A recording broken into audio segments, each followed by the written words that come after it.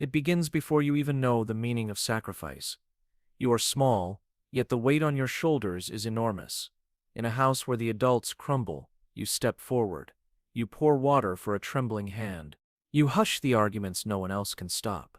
You are the one reminding them to eat, to sleep, to breathe. But you are not the parent. You are the child. And still, no one notices the reversal. They see your obedience, your patience, your silence. They smile at your strength. They do not see the cost. They do not hear the voice inside you, whispering, "But who is taking care of me?" This is how a childhood is stolen. Not with fists, but with responsibility far too heavy for a child to bear. The question is, what happens to the child who raised their parents? Psychologists call this parentification. It is when the natural order is reversed, and the child becomes the caretaker. Sometimes it looks like cooking meals, babysitting siblings, or paying bills. Other times it is invisible, listening to adult secrets, absorbing anger, becoming the therapist no child should have to be. From the outside, it looks like maturity. People call you strong, reliable, wise beyond your years. But it is not wisdom. It is survival. It is the false self built from fear and need. And the world mistakes it for strength. Parentification is not just responsibility, it is abandonment disguised as maturity. And once it takes root, the child forgets how to simply be a child. The cycle begins quietly. Maybe a parent is consumed by addiction. Maybe illness drains them. Maybe depression turns them into a shadow. In that emptiness, the child senses a terrifying truth.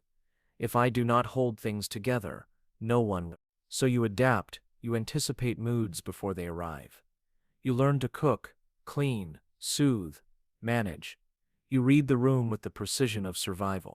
You carry burdens too heavy, but you carry them anyway, because the alternative feels like collapse. Your nervous system shifts. Hypervigilance becomes your normal state. Sleep feels unsafe, because what if they need you? Play feels selfish, because what if they fall apart? Childhood becomes duty, not discovery. And slowly, the line between parent and child disappears. You tuck your siblings into bed. You reassure the adult who should be reassuring you. You mediate conflicts far beyond your age. The tragedy is this: in trying to save your family, you abandon yourself. You learn to silence your needs so completely that even you forget you had them. And while others see you as responsible, inside you are just a child aching for the very care you were forced to give away. The world never sees the wound. It only sees the performance. Teachers admire your maturity. Relatives praise your responsibility. Neighbors whisper, "What a good child." And each compliment feels like approval, but also like chains, because every time they applaud your strength, they reinforce your silence. They do not know you skipped recess to make sure your siblings. They do not know you stayed awake listening for footsteps, ready to calm the storm. They only see the polished version. Polite, capable, composed. The praise is intoxicating and cruel at the same time. It convinces you that being lovable means being useful, that being safe means being selfless. And so the performance hardens into identity. You are not just playing the role of caretaker anymore, you believe it is who you are. But what happens when the child who raised their parents becomes an adult? The patterns do not vanish. They evolve. In relationships, you become the caretaker again. You anticipate needs before anyone speaks.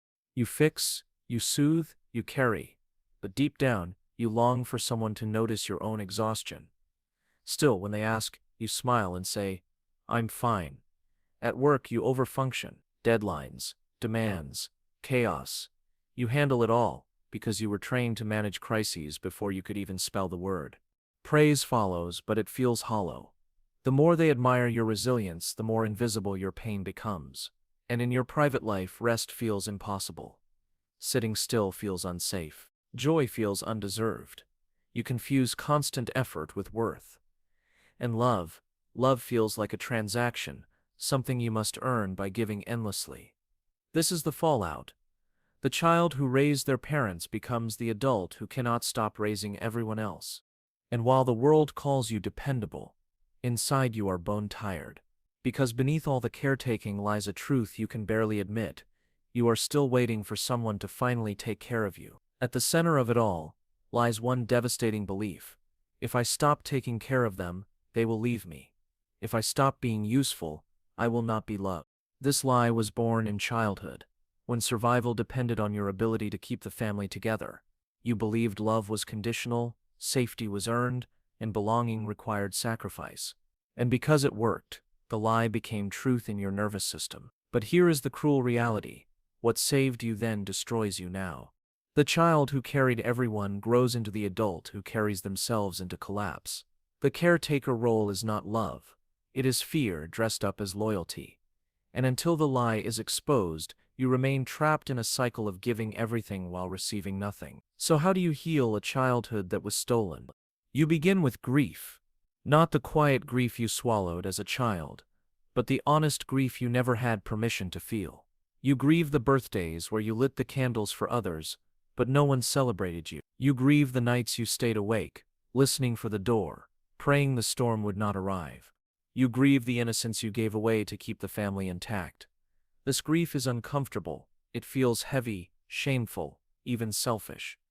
But it is not weakness. It is truth finally surfacing. Because until you mourn what was lost, you cannot reclaim what still belongs to you. Give yourself permission to say, I should not have raised them, I should have been raised. Say it out loud.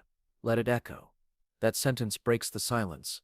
That sentence begins the repair. Healing does not mean erasing the caretaker in you. It means learning that your worth is not tied to how much you carry. It means slowly returning what was never yours to hold. The first step is witnessing. Acknowledge the role you played without minimizing it. Stop saying it wasn't that bad. Start saying it shaped me and it hurt me.